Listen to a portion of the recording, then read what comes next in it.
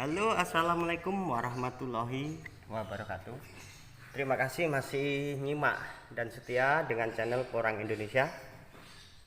Kali ini kawanku sudah mendekati musim tanam. Kita akan membahas katak yang sudah tunas dan juga penyakit pada katak ya. Penyakit. Ya sebenarnya kalau katak ini kawan, dalam penyimpanannya itu di lahan terbuka ya ataupun tidak terlalu lembab, dia aman. Kita lihat contoh katak seperti ini. Dia kena angin-angin, tidak terlalu lembab di dalam ruangan, ini aman, tidak ada penyakitnya kawan. Ya. Ini utuh, katak sudah tunas semua, katak yang super-super. Kalau yang itu katak yang mini. Katak yang mini ini ya sekitar ukurannya itu sekitar ya 700 sampai 800, bahkan ada yang 1000 up kawan. Nah ini, seperti ini kita sudah siapkan untuk petani yang pesan satu titik satu tumpukan ini 1000 ya. Ini sudah yang pesan. Kalau ini nanti akan kita tanam sendiri, kalaupun ada petani yang ingin butuh ya kita layani kawan. Ini katak mini sudah banyak yang tunas, sudah pada tunas kawan. Hari ini hari Selasa ya, hari Selasa, sampai lupa tanggalnya berapa. Tanggalnya 12 kawan, tanggal 12 hari Selasa, tanggal 12 Oktober tahun 2021.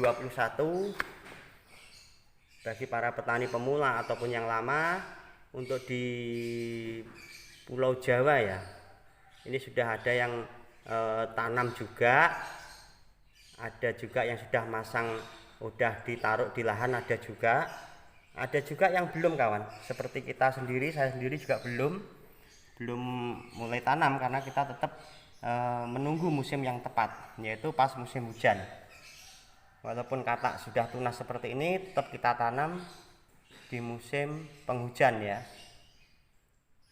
Oke kawanku, semua katak dalam penyimpanan kalau terlalu lembab, tidak ada udara ya, sirkulasi udara kurang, terlalu lembab, terjadi pada katak juga umbi itu ada seperti ini, ada kutu ya, ini kutu kebul, kalau orang kita Jawa bilang kutu kebul.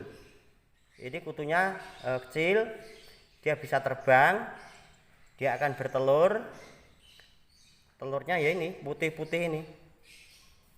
Kita untuk mengatasinya kawanku, kita menggunakan insektisida ya, insektisida seperti ini, ada contohnya ini insektisida.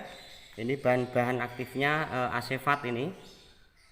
Jadi fungsinya cara pakainya ya, ini dalam bentuk bubuk, ada juga yang mau pakai bentuk cair juga monggo silahkan. Bentuk bubuk kita campur air ya, kalau pakai tangki semprot itu tangki semprot ya, tangki semprot ya seperti di atas ini tangki semprotnya ya. Ini sekitar isinya ini 14 liter ya, itu kapasitasnya 14 liter, kapasitas 14 liter. Kemudian kita campurkan insektisida ini kira-kira 2 sendok. Kemudian kita semprotkan kawan, kita semprotkan pada kutu yang putih-putih ini. Dia akan kopior ya, telurnya ya tidak akan berkembang lagi, dan kutunya juga akan mati kawanku, seperti itu. Banyak ya obat insektisida itu, banyak sekali mereknya, ini hanya sekedar contoh. Ini ada juga namanya insektisida dari mereknya Lanidor ya, seperti ini. Juga ada dari Donkey, bahan aktifnya metomil. Nah ini Donkey, ini juga insek, ini untuk membunuh kutu-kutu pada katak porang. Kalau yang dari Lanidor bahan aktifnya adalah imidacloprid. Nah ini seperti ini Lanidor. Semua kawan dari katak juga umbi kebanyakan untuk musim mendekati musim tanam itu kalau penyimpanannya terlalu tertutup rata-rata terjadi seperti ini, seperti tepung ya, dia seperti tepung, dia nempel pada katak ataupun umbi. Ini akan menular kawan, menular merembat ke sebelahnya lagi seperti itu. Ini hanya sekedar contoh. Jadi lebih baik kalau menyimpan katak ataupun umbi itu sirkulasi udara cukup, tidak terlalu kena panas matahari langsung. Kalau disimpan di lahan juga aman, yang penting tidak terkena matahari langsung kawanku. Seperti itu. Kita juga lihat kawan yuk. Sini kita dekat lihat umbi. Nah, umbi untuk bibit ini sudah tunas. Kalau kita simpan di rak dengan sirkulasi udara cukup di luar, ini aman, tidak ada yang kena penyakit. Kebanyakan yang kena kutu kebul itu kebanyakan dia menyimpannya di ruangan tertutup ya. Kalaupun ada nanti ya untuk mengatasinya seperti tadi kita semprot dengan insektisida ya. Seperti itu. Ini akan kita tanam sendiri walaupun umbi bentuknya seperti ini akan tetap tumbuh karena masih muncul tunas ya. Ini muncul tunas, ini potensi untuk tumbuh ya dari tunasnya. Ini kita lihat dari tunasnya. Ini sisa-sisa penjualan kawan. Jadi kita sebagai petani juga penjual, juga pengepul, kita yang bagus-bagus kita jual, kalau yang reject ya kita manfaatkan, kita tanam sendiri. Adapun kita menyimpan di rak seperti ini untuk ngirit tempat kawan ya, untuk ngirit tempat, jadi kita buatkan rak seperti ini. Banyak sekali petani porang pemula untuk kali ini, banyak juga yang kerjasama ya dengan salah satu pihak bank dengan harapan satu musim panen itu yang dicari umbi-umbi sebesar ini 1 kilo 1 ya toh, 1 kilo isi 2 seperti itu, 1 kilo isi 3 kebanyakan itu. Kalau channel Porang Indonesia tidak ada kerjasama dengan siapapun kecuali dengan petani. Kalau saya sendiri mandiri kawan, karena tidak di ACC oleh bank ya, karena sudah punya utang. Seperti itu, karena masih punya utang di bank jadi nggak bisa di ACC. Lebih baik kita mandiri kawan. Kita lanjutkan kawanku untuk perbandingan ya penyimpanan umbi ataupun katak ya di luar ruangan lebih beda ya, hasilnya lebih beda dengan yang di dalam ruangan. Kalau ini di luar ruangan kawan, di luar ruangan ini lebih aman, lebih mulus-mulus tanpa ada yang namanya kutu kebul ya. Ini malah aman, lebih aman, tidak ada yang namanya kutu kebul ataupun penyakit pada umbi yang menyerang umbi seperti tadi ya, seperti tepung putih-putih itu. Ini kita simpan di luar ruangan ya, kita tutupin seperti ini. Nah, kita tutupin daun-daun kering, ini lebih aman tuh, malah potensi tumbuh. Ini dulu tumbuh bunga kawan, ini tumbuh bunga ya seperti ini, tumbuh bunga seperti ini, terus kita potong. Nah, tumbuh bunga, ini bunga kawan, kita potong, lah hasilnya muncul tunas di samping. Nah ini muncul tunas itu lebih banyak lagi. Jadi terserah petani ya, mau dipelihara semua atau dipelihara satu tunasnya, monggo, itu tergantung para petani masing-masing. Kalau dipelihara semua nanti umbinya kecil-kecil ya. Ini tunasnya sudah nampak, ini kita hitung berapa, 1 2 3 4 5 6 7 bahkan lebih. Ini kalau mau dipelihara satu berarti yang lain dimatikan ya, yang lain dipotes saja nggak apa-apa. Nah, yang lain dipotes seperti ini nggak apa-apa, nanti akan hidup yang satu ya, dengan harapan tetap akan tumbuh batang, daun, dan mengeluarkan katak lagi. Nah, kita pelihara yang besar. Nah, seperti ini.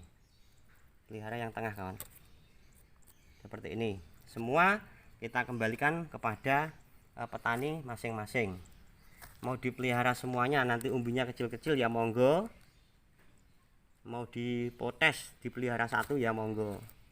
Jadi untuk penyimpanan umbi ataupun katak itu sebaiknya usahakan sirkulasi udara cukup, seperti itu, cukup kawanku ya. Jadi tidak ada yang kena kutu kebul seperti video saya tadi sebelumnya. Semuanya kawanku, kita sebagai petani porang akan menanam dari benih katak ataupun umbi itu tetap sesuai dengan musim yang tepat. Seperti tahun-tahun kemarin, tahun sebelumnya, tetap musim yang tepat itu pas musim penghujan ya. Walaupun katak-katak ini sudah banyak yang tunas seperti ini, akan kita tanam sesuai musim yang tepat. Kita ikuti musim saja ya, kita mengikuti alam ya, karena porang itu hidupnya bisa 6 bulan 7 bulan sesuai iklim di daerah masing-masing. Kalau curah hujan agak lama ya, porang akan hidupnya bisa 7 bulanan 8 bulan seperti itu. Jadi kita tetap mengikuti alam kawan ya. Untuk penanaman itu kita tidak di musim kemarau, tidak mendahului, tidak, tetap kita mengikuti musim penghujan. Kita mengikuti alam saja, seperti itu kawanku. Walaupun semua katak ini sudah tunas, kita akan tetap tanam pas musim penghujan. Setelah lahannya kita olah, kita selesai ya, lahan kita rapikan, kita olah, kita gulut-gulut seperti video-video sebelumnya, baru ada hujan akan kita tanam, seperti itu kawanku. Untuk di tempat lain kawan ya, mungkin di luar Pulau Jawa ya, di tempat kawan-kawan kita, saudara kita yang di luar Jawa itu sudah tanam ya, sudah tanam karena di sana sudah turun hujan pada bulan 8 ya, mungkin seperti itu. Terus untuk kita sendiri tetap menunggu musim ya, nunggu mongso. Untuk saat ini hitungan di Jawa itu mongso kapat ya, habis mongso ketiga terus mongso kapat, setelah itu nanti baru mongso limo ya gitu. Untuk hitungan nenek moyang bapak-bapak kita itu mongso kapat untuk saat ini. Mongso ya, pranoto mongso kapat. Jadi kita tanam di mongso limo ya, pas bulan Oktober akhir memasuki November. Begitu juga dari informasi dari BMKG ya, dari BMKG itu untuk turun hujan untuk wilayah Jawa itu pertengahan sampai akhir Oktober sudah hujan. Semoga cepat hujan, jadi kita akan tanam semua bibit-bibit ini. Kita tetap mengikuti alam saja kawanku ya, seperti itu. Demikian kawanku, salam sehat, salam sukses. Yang mau budidaya porang, petani pemula ataupun yang lama, tetap semangat dan semangat. Walaupun ada isu ya, isu harga porang tahun depan turun, biarkan saja. Itu juga malah mengendorkan minat petani untuk budidaya.